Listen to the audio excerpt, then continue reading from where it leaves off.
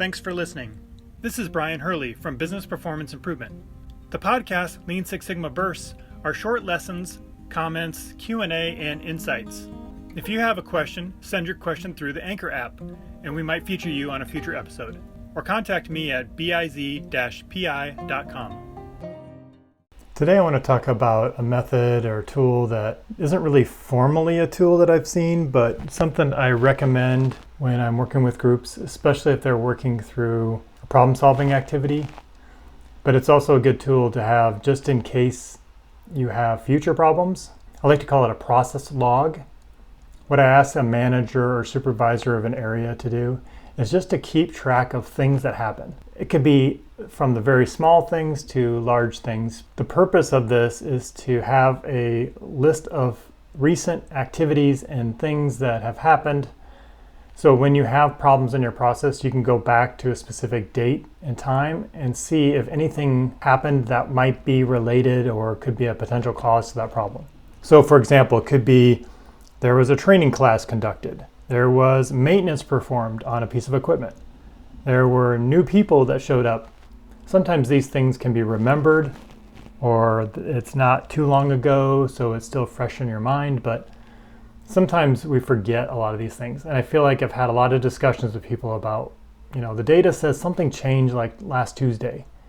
And they're like, I don't really know what that could be. Let me think about it. But if we had a log of all the activities, we could go back to that and say, okay, let me see. That was a strange weather day. It was cold outside. I wonder if that had anything to do with it. We did have a software update come in that day. We had a team meeting, extended meeting, so it was an hour long. I wonder if that could have caused something.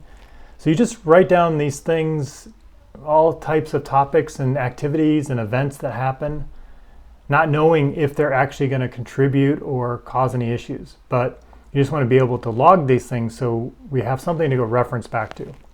Let me pause for a moment to tell you about our sponsor, Creative Safety Supply.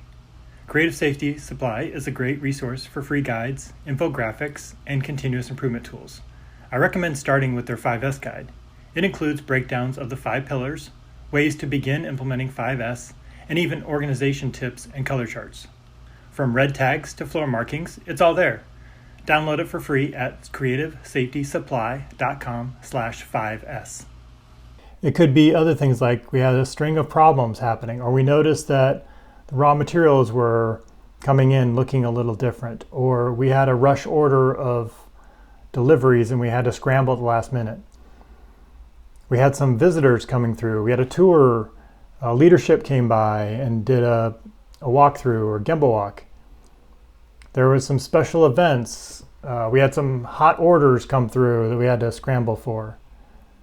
There were some safety incidences that happened. A couple people slipped. There was a change in one of the procedures. We had an audit that day.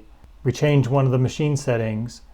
All these things are potential problems, but you don't really know. So just write them down somewhere. And it's just a simple spreadsheet or clipboard paper document.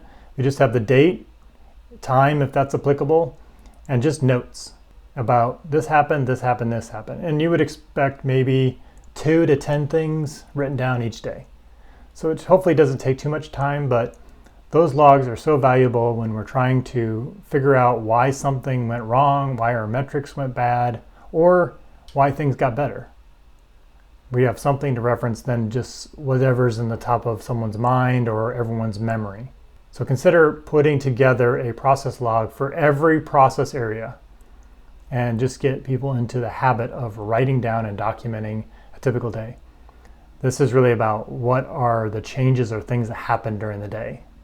And again, we don't know if they're going to result in any problems, but if we have an issue, we can go back to last Tuesday and say, yes, there are 4 things on here.